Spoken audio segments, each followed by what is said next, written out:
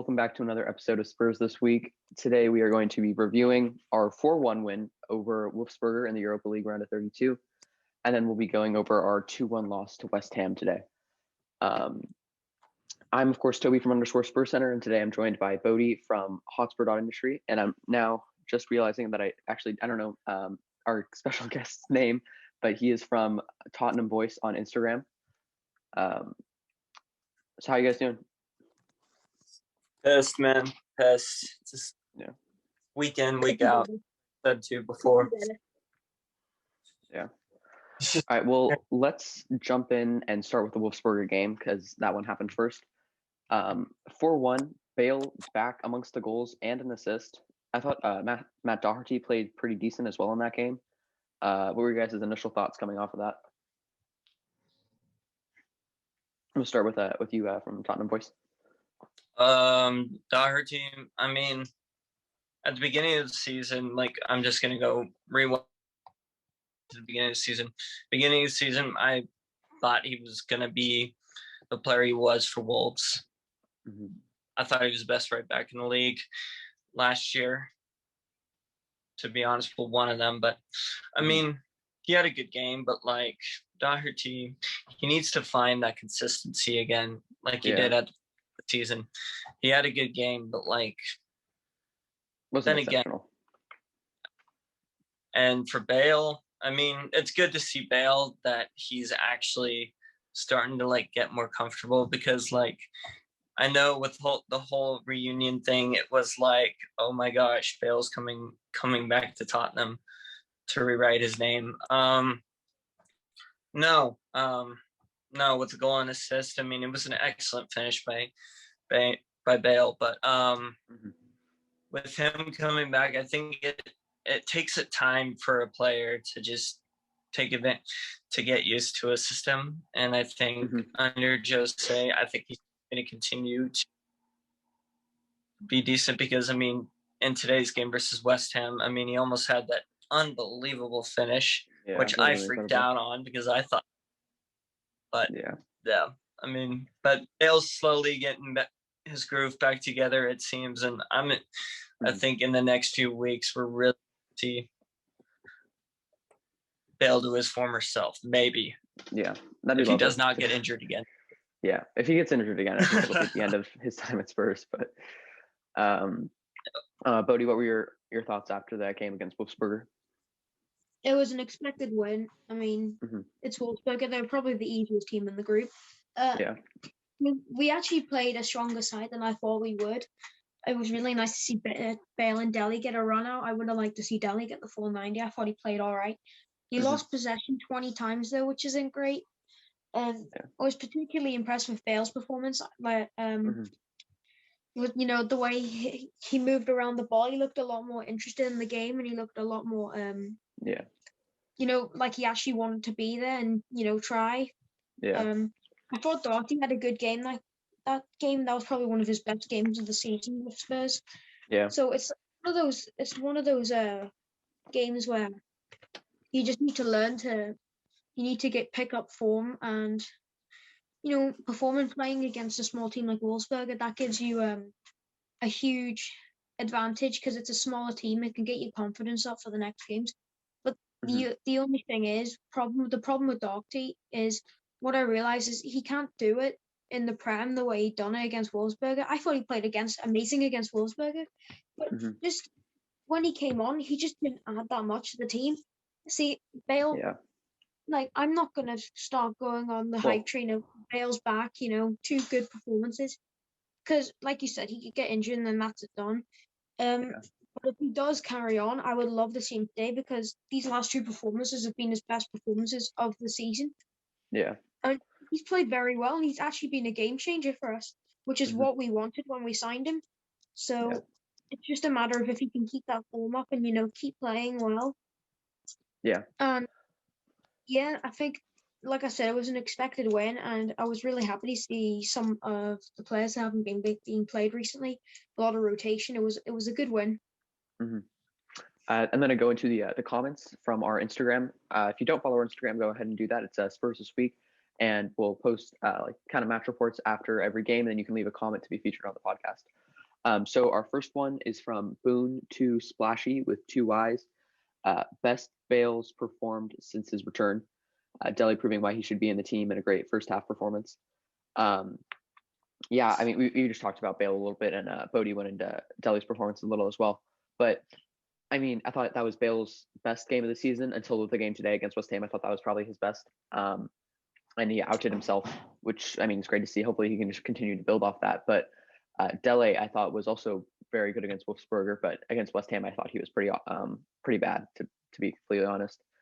I thought maybe we'll give Dele some more time in the Europa League. Maybe he's not completely back to full fitness, which is probably not helping him. But any thoughts on Dele, Tottenham voice? Look, I mean, I've said this in other voice chats and other groups, but I'm not gonna be on saying, "Oh, Dele Alli's gonna be back," because let's be honest here. I mean, I said this earlier, and I'll say this again. He's our Jesse Lingard for Man United. I'm sorry, but I mean that we can't keep living in the past like we did 16-17 Dele Alli. He's not the same he used to play. He used to be. It seems like he's given a lot to this club, but I think his time is coming up very soon to be able to leave. I mean, I love Dele, but I mean, he's just not the same player he used to be. And I mean, it sucks to say that because like once upon a time he was one of my favorite players at the club, and he still is, but he is just not the same player as he used to be. And before like people want to call me out and say, "Oh, I'm a hater," I'm not. If you look at the real fact, Dele has a perform. I mean, I know he doesn't get very much time under Jose, but that's what Jose does as a manager. I think this is what I love about his managerial style. He gives players opportunities once in a while to really show if they really belong into a team or not. And if they prove it, they prove it. But if you're going to have, like, say, a good performance and then like do or die. Yeah, exactly. Bad performance today during the second half, then what is that going to say to you as like a fan, or what's that going to say to you as a manager? Because I know a lot of people are saying like Jose out and that like he's the decider of all these players' futures and all that. He's not, and for Dele, it's just like, to me, he's lost it completely.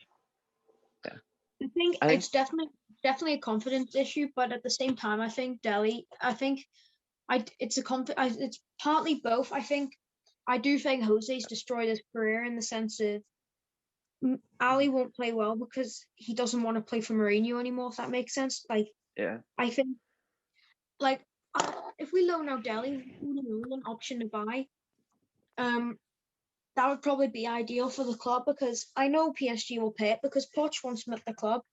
You know, you can see it so clearly ending up happening. And you'll end up being one of the best players in the world. It's just, but it's like, I absolutely think so.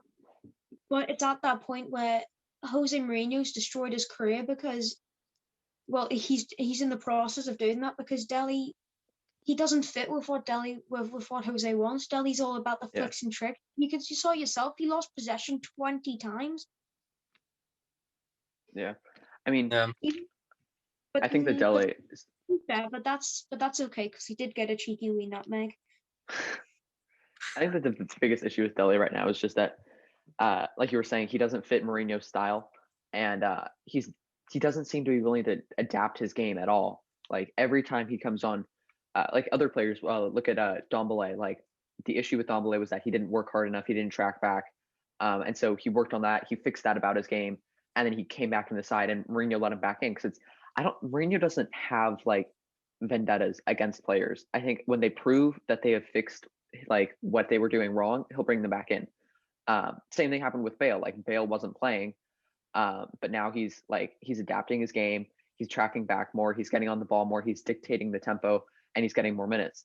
And Dele, just every time he comes back in, like I'm watching him every game, and multiple times a game, he's still doing those little flicks and tricks and losing the ball. And it's like, you have to cut that out if you're going to make it under this team. And I think he's just unwilling to change, which is why we're going to have to get rid of him.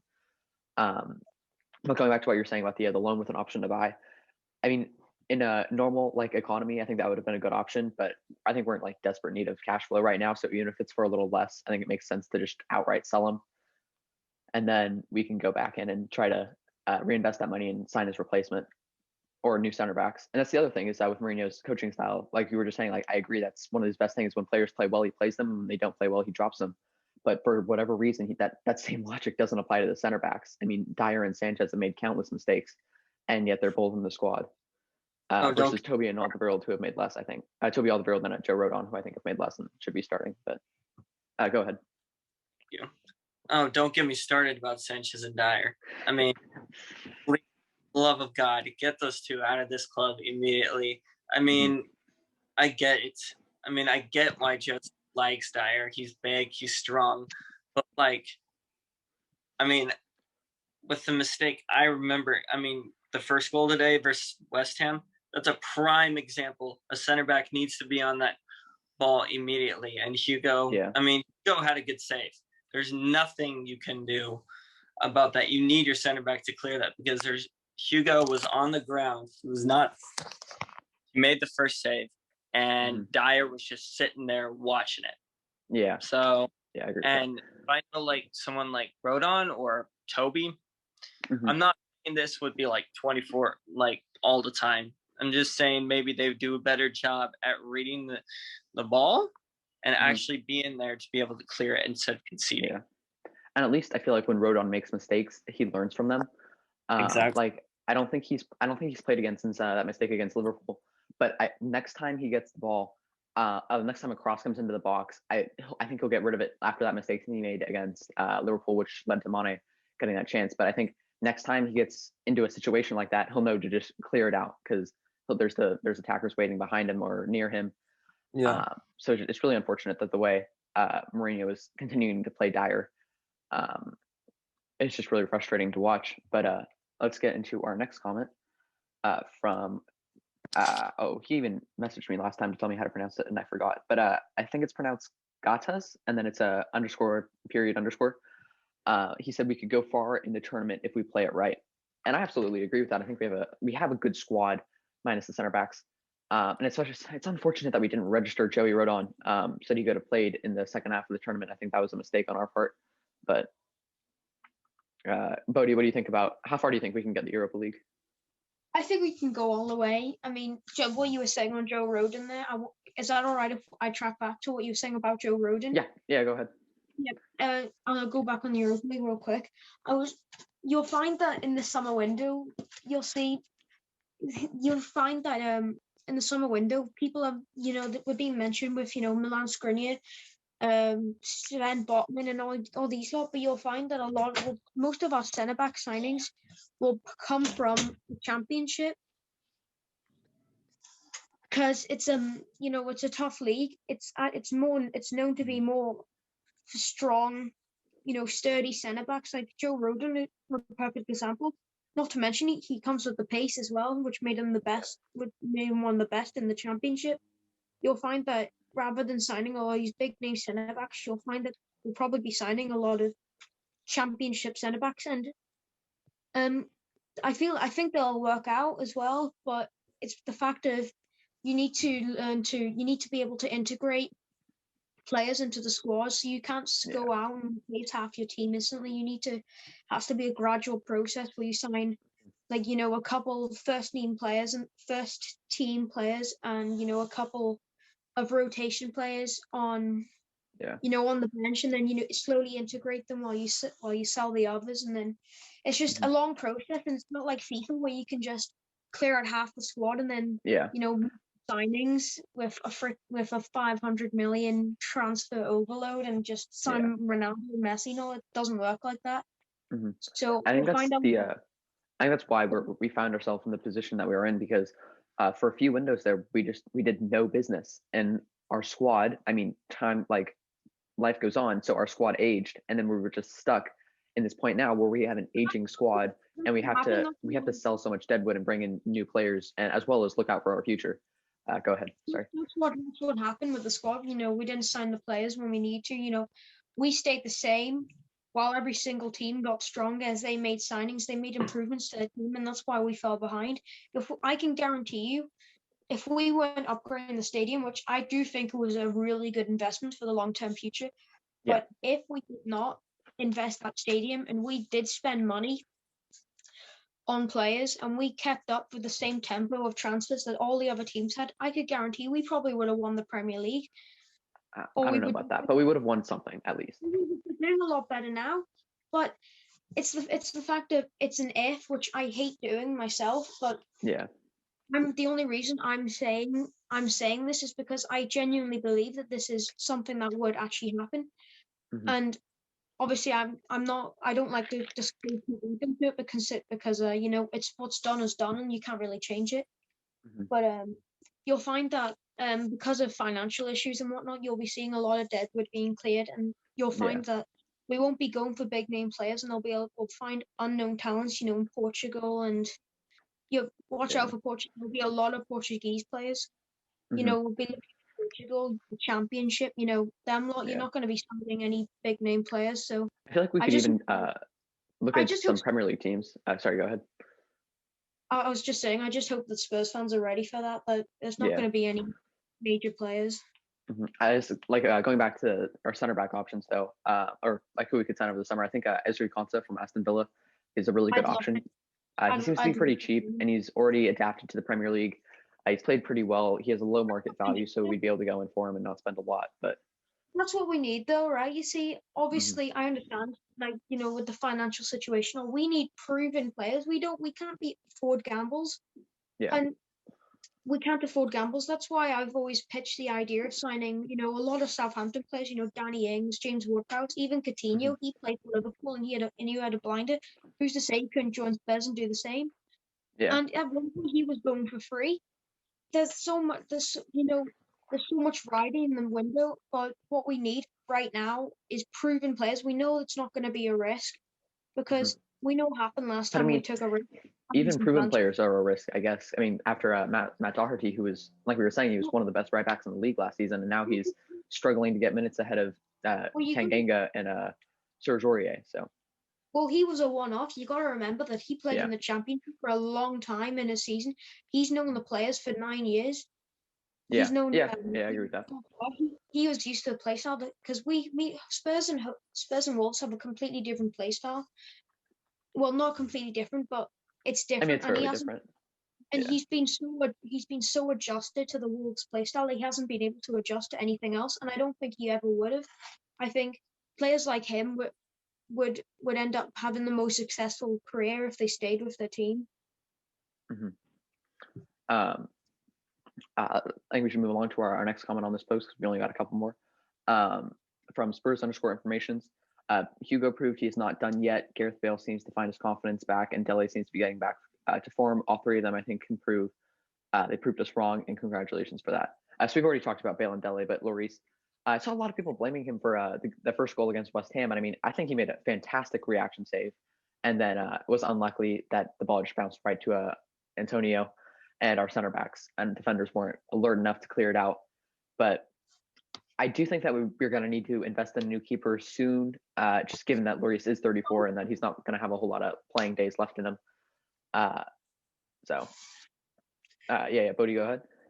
You'll find that for the main thing with the keepers, you'll find that the main thing with Lloris is that if he does end up performing recently, it'll probably be to do with PSG rumors. If he impresses, then maybe they'll sign him up.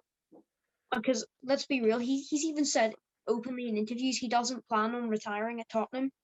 I think he's a World Cup winner. He'll want to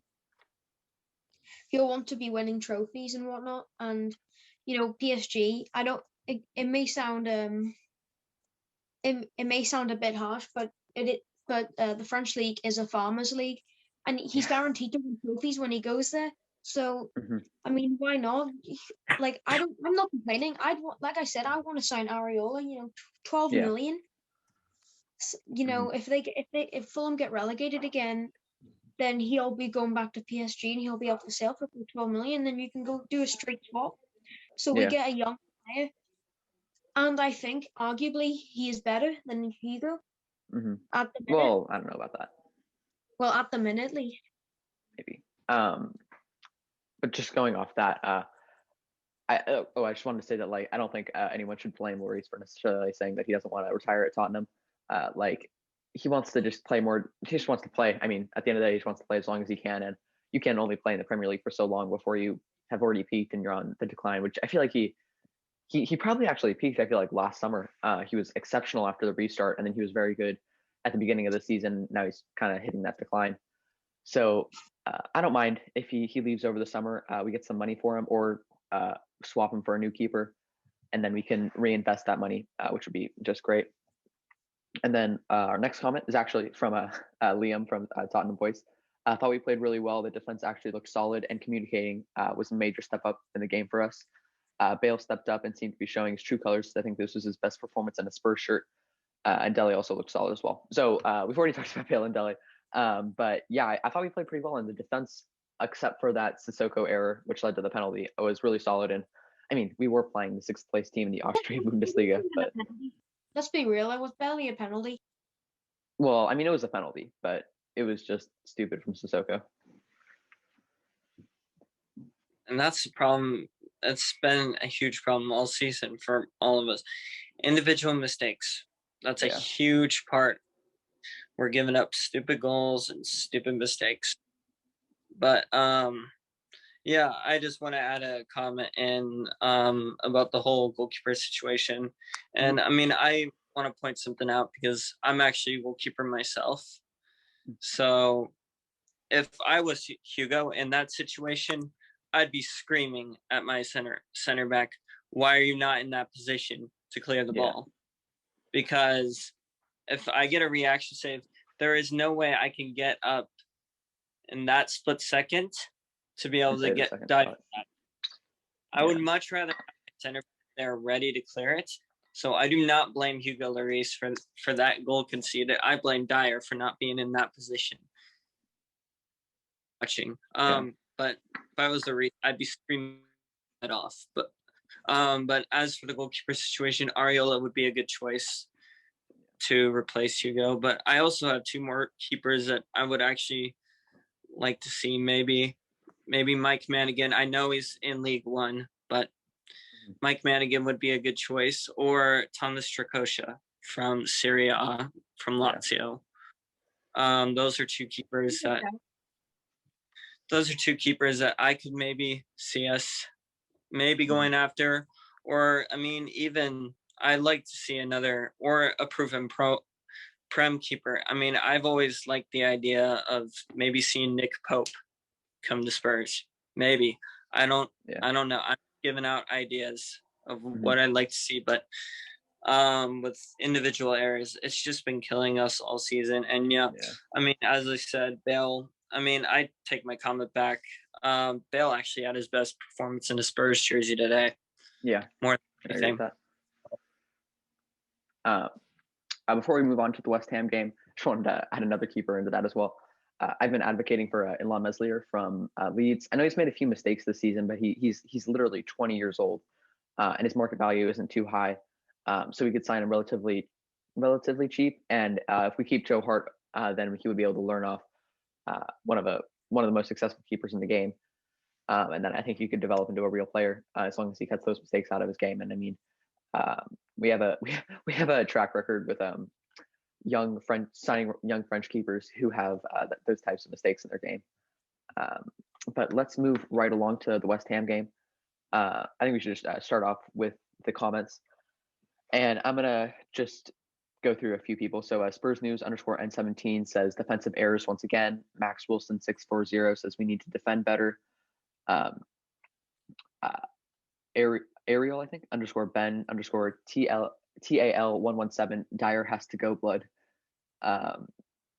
And Top Banana 73, utter rubbish. And it's with the ZENGVICENTE out get Dyer out, essentially, is what he's saying.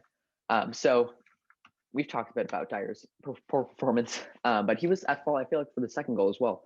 Sanchez didn't do a great job closing down, and then Dyer stayed so far back that he kept, I don't even remember who was up there. It might have been Fornals, but he stayed so far back that he kept everyone on side. And then when Lingard started coming through, he stepped up, and Lingard just literally had to tap the ball around him. I mean, it was a lucky deflection, I guess, but just disappointing. I mean, how does that guy play for us? I mean, probably, I mean, easy for me to say as a, obviously I'm not a pro, but like, it's just the mistakes of just they're too frequent from him to be a top level defender. But Liam, you want to talk about that? Defensive errors once again. Dyer is not prem quality. Neither is Sanchez. I mean,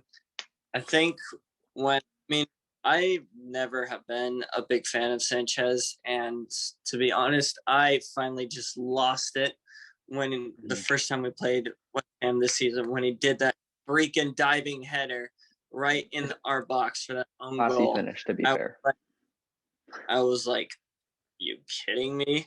You're a prem center back and you're diving for a header. You're diving for a header that clearly you can reach. Yeah. I mean, unless I'm not seeing something right, maybe I need to go look at the highlight again to make sure that the ball wasn't too far away from trajectory angle. Yeah. Maybe I'm wrong. Maybe. But if you're a center back in the Prem, you got to clear that out. Not that. Yeah. If you have I get it. If you have an attacker right on your shoulder, I get that if you clear it to the back. But like, you want to try to clear it forwards, not backwards, especially because I remember specifically he was alone back there. Yeah. But as I said, individual mistakes have killed us this season.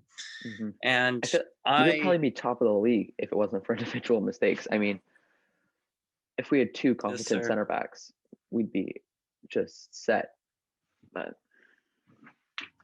Bodhi, any thoughts on the individual mistakes from Eric Dyer and Davinson Sanchez? Not really. I mean, what more can I really say? I've said this so many times. You know, you gotta take this out of the game. I can't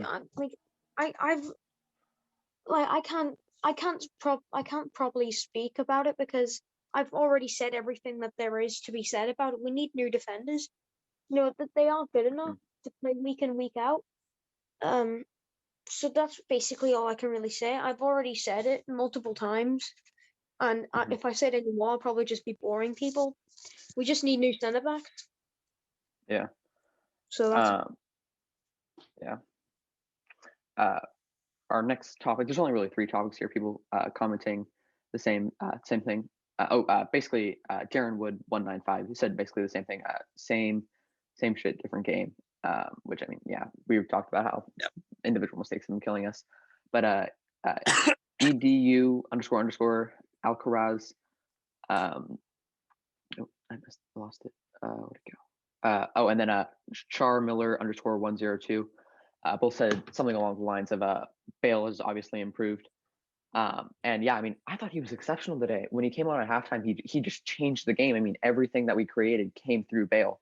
It was just incredible. I mean, it was interesting too, because it's not even the same like Bale that we used to have, like the 2012-2013 season, because he would just get on the left side and he'd just charge down and get across in our shot. But I mean, it was totally different. Like everything that we did came through him through the right side. I mean, he'd get the ball, go through the middle, lay a pass off to Kane, switch the field to Son, lay it off to Doherty.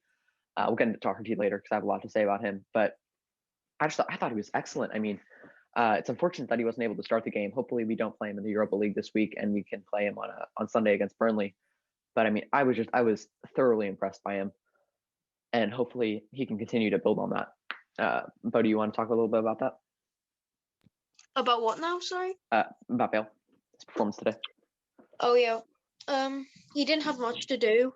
I mean, he came on later in the game.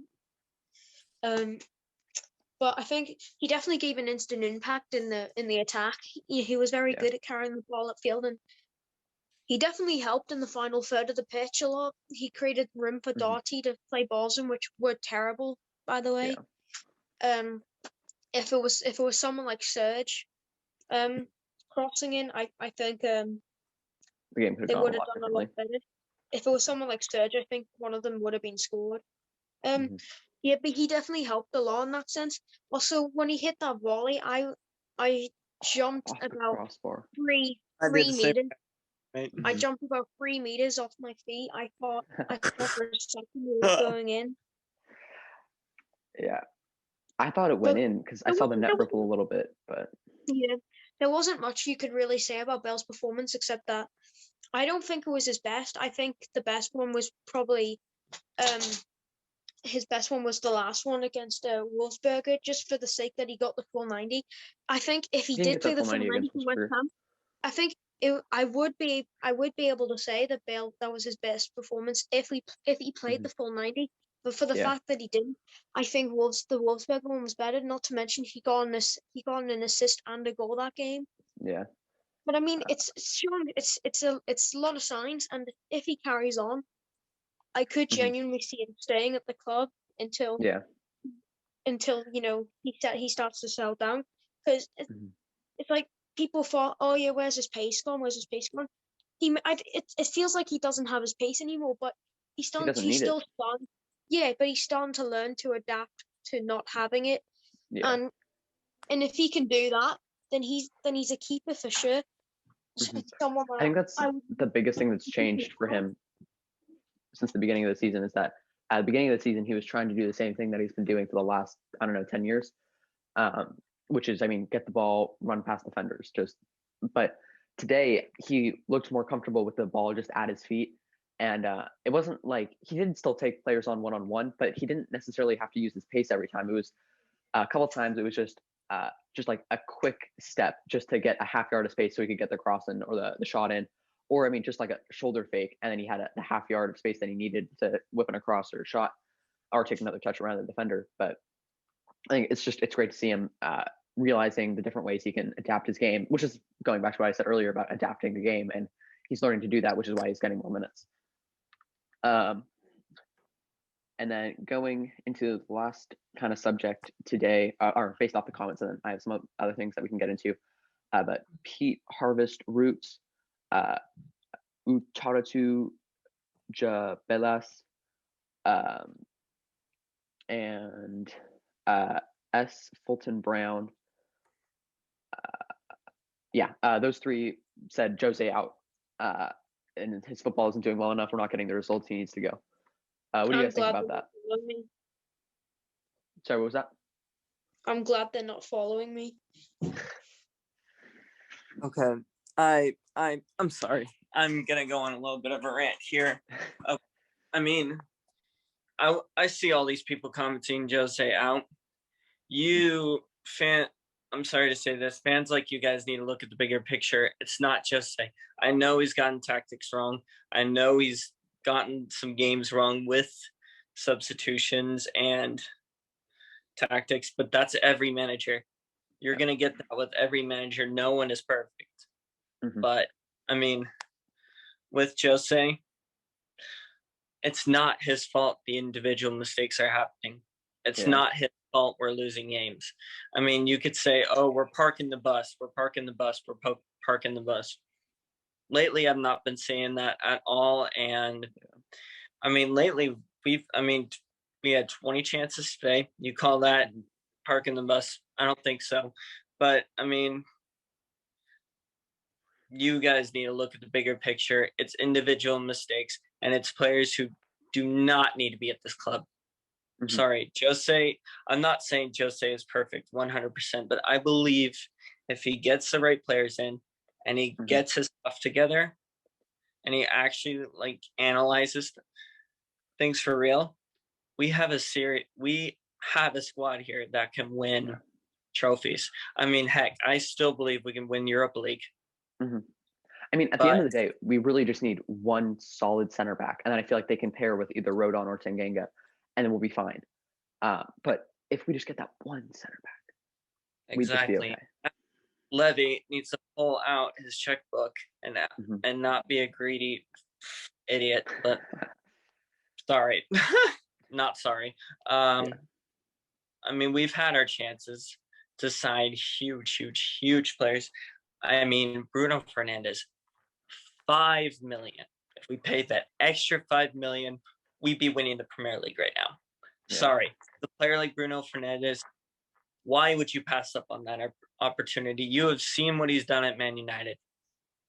I mean, Fernandes, Jack Grealish, Ruben Diaz, Van Dijk, Mane. There's so many players that we've had opportunities to sign over the years, and we just haven't pulled the trigger on it. Exactly. And I don't know if that's because of the money situation that we're in, because I think and I'm not saying this just for me, because I think a lot of Spurs fans forget just like how bad in a situation we are due to the pandemic that has happened to us. Yeah. And of course, I mean, as he said, with the stadium, that's going to be long term. And I loved when we invested in the new stadium.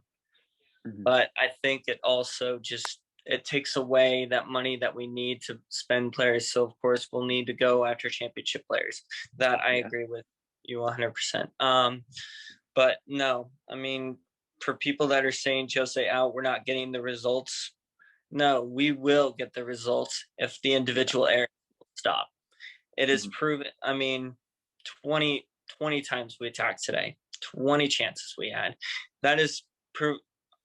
Our attack is probably the best in the Premier League if we were actually making goals happen. Yeah. But as I said, the individual mistakes and the individual players that should not be here, that's what is killing our club right now. It's not just San Marino. Yeah, I agree with that completely. I mean, like you were saying, it's come down every single game to individual mistakes. We could have, seriously, like we could have been top of the league if it hadn't been for these individual mistakes. I mean, Newcastle, I guess we were unlucky, but like Dyer against pretty much everyone we played. And Sanchez against West Ham. Goals. And the late goals, yeah, every single game we concede so late on. I mean, set pieces, just defend the set pieces, stay on your man. I mean, it's not, I mean, I guess it is pretty difficult. They are Premier League quality that we're playing against, but still, I mean, you're getting paid like £50,000 a week. Some players, £75,000 a week, £200,000 a week. You can mark a man for 90 minutes. It's an hour and a half. Like, fix yourself. Like, it is difficult. I'll give you that. But you're paid £200,000 a week. All you have to do is play a football game for 90 minutes and don't lose your man. Yeah, that's why I don't have any sympathy for players when they make mistakes. You cannot have sympathy for players when they're getting paid that much money to play so shit week in, week out. You cannot do that. You need to be playing top performances. You need to be on your day every day. There's no he was off his day. You have to be on your day every day, training, games, everything. And if you are not doing that, then you have to go. I do understand poor performances every once in a while, but if it's consistent, like you're getting paid so much money, you should be going to the training ground early, staying late, working on those mistakes. I mean, there's no excuse to not do that. I mean, I get that a lot of them have families, but sorry, go ahead. And I'm also not saying, sorry for interrupting you. I'm also not saying that like you need to be perfect 100%, because if a player lost a family member, their head might not be in the game completely. Yeah. That's understandable. That's 100% understandable. But like you're just dealing with like small issue. Like if you have a nagging injury, I always tell people just don't play through it. I mean, if it's a bad enough injury, don't play. But like if like it's a loss of a family member, you're dealing with like financial issues, I get that completely, because that's also the future, and that's also your life that's also your life. So I get that side of the game completely. I'm not saying you have to be on your game 100% of the time, but as a paid professional, you should be on top of your game. Yeah, 90 minutes a week. Or sometimes I guess 180 minutes a week. But I wanted to I guess I think we can move on from that. But I wanted to talk about Yefan Tanganga. I saw him getting a little bit of hate. People saying like, oh, he doesn't know what to do when he gets into the final third, or he doesn't know what to do when he's going forward and attacking. Like, obviously he doesn't know, because he's been a center back his whole life, and he just recently started playing at the right back position. So I do think that we should give him more of an opportunity at center back. I think he's only played there in the Europa League this season, but I think it's just a little unfair. I do think he'll get his opportunity at centre back once Aurier comes back from injury. I think that's the only reason he's been playing right back, is for rotation purposes. Yeah. As soon as Aurier comes back, I think Jose will give him a starting run in the team, so I don't think you should worry about that. All right. And then I also wanted to talk about Doherty, because when he came on, I think he opened up a lot of space for Bale, because when he was getting down the right hand side, he was getting down more than Tanganga was. But his crossing it was not there today. Like, it was just non-existent. But I think I talked about this earlier in the season when Dele was playing against Everton in the very first game, and after we took him off, we didn't have any attacking outlets, because even though Dele was playing poorly, like his runs were opening up spaces for Kane and Son, and I think Lucas started that game, so he was opening up positions for other players. But then the same thing today. Doherty, even though he wasn't playing very well himself, he was opening up space for Bale, which I think helped Bale have the good performance that he ended up having. What do you think about Doherty's game today, Bodhi?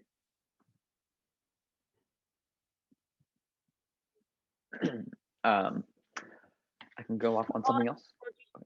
No, apologies. Sorry. My mic was just it wasn't turning on there. Yeah, I think he opened up a lot of space. Him and Bale seem to have something good going on there, but it's about if he gets some confidence going about him, then maybe, and he starts playing well, then him and Bale, they could do really good things.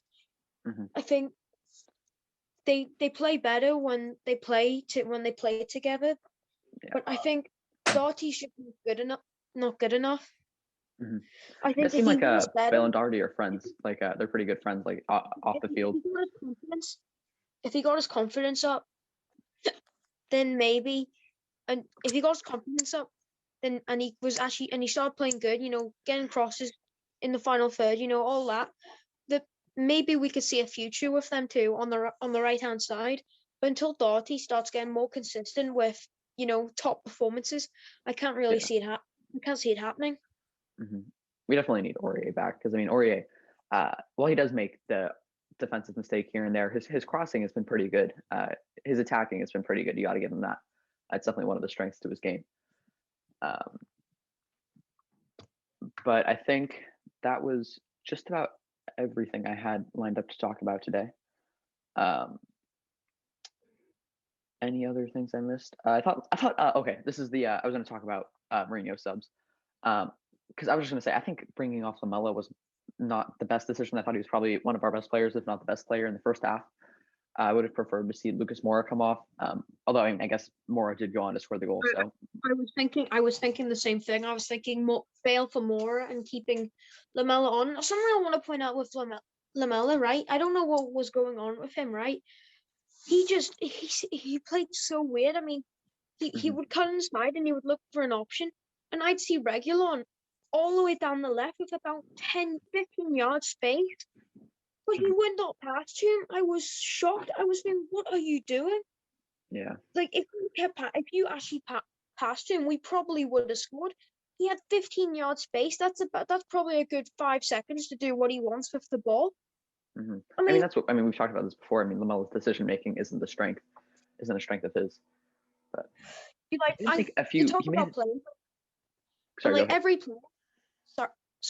every player is really, they're all very gifted. But the thing with adapting to the Premier League, it's not about having to be good. It's about being able to create stuff with very little time. And when you have players like Reguilon with his ability, if he gets like at least even 5 seconds of time, then you don't even know what he can create. You know what I mean? So... Yeah. I think Lamella. I think there was like a chance in the first half when he took it through like 3 or 4 West Ham defenders and he laid it off to Kane, and I thought Kane was going to score actually, and he hit it wide. But I think that's just what Lamella brings is poor decision making, ball rolls, yellow cards, and the occasional like glimpse of brilliance. Um, so I don't know. I was disappointed in that, and then I was also disappointed that he took off Tanganga. I would prefer they took off Dyer or Sanchez and then put Tanganga at center back because I thought he was probably one of our best defenders in the first half. Him and Reguilon, which I mean it's just embarrassing to have our 2 fullbacks be better than both of our center backs at defending. But and I was also confused at our bench today. I don't know why Rodon wasn't included, but I mean other than that, it was a pretty normal bench. Vinicius, I don't know why we didn't bring on Vinicius either, though. I think I would have preferred to see Vinicius come on for Dele towards the end, or not come on for Dele, but instead of Dele. I don't know, but yeah. Anything else you guys want to? I think we've just about covered everything. Oh, I totally did not. Sorry, I forgot about this. But we should cover the Wolfsberger game. So Wolfsberger this week, we have a 4-1 lead. It's at home. They would need to score 4 goals, I think, to stiff a little bit, which is just, I mean, it just shouldn't happen. So, well, I think I'd just like to see a lineup of like completely just rotation players. Bring in Hart, play Davis, play. I guess Tanganga isn't really a rotation player anymore, but play him at center back. Or I guess actually no, I'd prefer they play Dyer and Sanchez at center back so they don't play over the weekend. But then I guess Doherty's our only right back really. Play him at right back. Play Winston Sissoko, play Dele, and then play Bergvine, and then Lucas or Lamella, and then Vinicius up top. And that way everyone's fresh for Sunday. But who would you like to see play against Wolfsberger on Wednesday? Honestly, same lineup you just said, because one, I don't see any more injuries to important players like Son and Kane. I mean, we need them. But every player that you named, I'd like to see play. Yeah. I mean, I hate to say it, but I want to see freaking Sanchez and Dyer keep playing, but I'd much rather have Tobey back there than Dyer and Sanchez, or especially during Prem games, because the Burnley game is just going to be, it's a must-win game for us. Must game. But I don't know.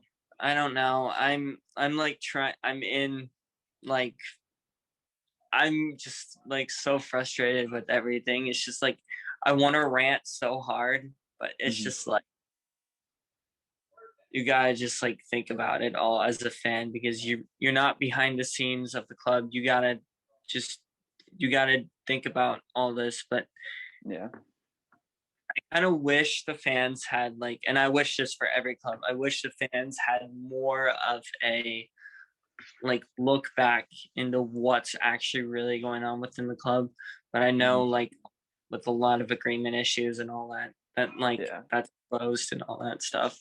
But it just would be nice to like, and of course there's news outlets and all and everything else that reports that stuff. But with the news these days, you really don't know either what's true, what's not true. I was ready. I was saying, oh, Reguilon's not going to play today. Okay, get ready to see that. And then I see him in the starting lineup. I'm like, yeah, I think that's down to Jose Mourinho, though. I think those are the Jose Mourinho mind games right there. I mean, same thing happened earlier this season with Son. I think it's happened with Bale this season as well. At Harry Kane, Mourinho just loves to surprise people with who he's going to play. But well, he even got. I know Jose and his mind games, but like that one got me because I knew he's so I was like, the heck, man. But no, I think we got the what's the word for the game on lock, and I think we'll move on to the next round of Europa. I mean, I believe like Alfie Devine or Dane Scarlett or like Marcel Laviniere or Dennis Serkin maybe get some minutes. Just to expose them. I think Mourinho's done a really good job this season integrating our youth team. Like Dane Scarlett, Alfie Devine, not Dennis Serkin, but he went to the game last time out. And then I'm blinking. Alfie Whiteman got some minutes. Harvey White's been getting minutes. He's out on loan now, but I thought that's something that Mourinho's actually done really well this season. surprisingly. I think we have a bright future, especially with. We really do. What I've seen from Scarlett, Mhm.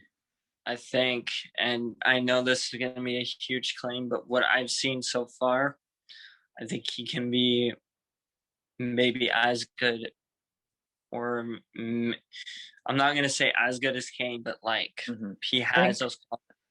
He has those. From what I've seen, like Scarlett he, doesn't have. Sorry, you go ahead. You go ahead. To me, he has those qualities where he can be a world-class striker. Yeah, I agree. And our future with Kirkland and Tanganga and Scarlett, I think we have a bright future. But that also needs to be with the leadership of the first team players right now. It's just leading those young ones into the future, because as soon as they leave, it's their time to step up. Yeah, I was just gonna say, I think Scarlett, he has all the qualities it takes to become a world-class center forward for us. I was gonna say the only thing I think that like Kane has that he doesn't have is I haven't seen Scarlett have like the same kind of passing range that Kane does, but that's something he can add, or at least can attempt to add, because I don't think really anyone has the same type of passes that Kane can produce, except for maybe Messi. But the last thing, I'm sorry, I just remember this that I wanted to talk about was Steven Bergwijn. So I've been a huge advocate of him. I think he deserved a run in the team, and he got it, and he didn't really capitalize. But he got a lot of hate for not scoring or not really having a whole lot of goal contributions. But I think this is actually kind of perfect for him, for Bale to kind of step up and take that role in the first team, and then Bergwijn can kind of just get out of the spotlight, kind of settle down, and get minutes in like Europa League, the cups. I guess we're out of the FA Cup now. We only have the final left in the Carabao Cup, but just get some minutes in some easier competitions where he can get a couple goals, hit some form, and then maybe bring him back in the Premier League, and he can have a better run towards the end of the season. Yeah, I agree. And I mean, I will never forget that first goal he ever hit versus City. That was I went nuts on that goal. I was like, yeah, me too. When we first signed him, I was like, okay, young kid from PSV, but like as soon as he scored that goal, I was like, okay, he's gonna be good. But I think, with, as you said, with more playing time as he progresses through the competitions and not through the Prem, because I mean, he had his chance. I can remember at least 2 chances he had versus Liverpool earlier in the season. But I mean, he has the qualities, like we were saying, though. I mean, his goal against City, I mean, not many players can score that type of goal. His goal against Man United was excellent as well. I mean, he dribbled through like 3 defenders. So he has the qualities. He just needs to get the confidence back. So yeah, I agree 100%. Anything else you want to talk about before we wrap it up? I'm trying to think. Covered everything. Last thing on my end, but I think Serge has reignited himself completely this season, because like I was all, get rid of Serge. Yeah, I was as well. Now, like, please get Serge out of this club. He doesn't belong here, but he's proved me wrong. I'm sure he's proved a lot of Spurs fans wrong, because I mean, this season he has stepped up. He's actually been a part of some of those key victories that we had. But I mean, to me, Serge is our right back. Yeah, like we really miss him right now. We really need him to come back. Yeah, because I mean, I can tell everybody he has a voice in the locker room, I believe, and he has that an energy that I think the locker room is missing right now. Yeah, that might be another reason why we're struggling right now. Is we're missing some of the key players like Lo Celso. Yeah. And I feel like Lo Celso is probably close to a lot of the players. Maybe I don't think he necessarily has like the loud voice, but I feel like maybe just some of the energy like that comes off of people is what we're missing. Yeah. I don't have anything else. All right. Yeah, that's just about it. We've covered a lot today. Well, thank you for listening. This has been another episode of Spurs This Week. Today I was joined with Bodhi from hotspur.industry and Liam from Tottenham Voice. Remember to subscribe to us on YouTube, Apple Podcasts, and Spotify, and come on to the next one. And also, Follow us on Instagram at Spurs This Week. No periods, underscores, or capitals. Thank you for listening, and we'll see you in the next one. Come on, you Spurs.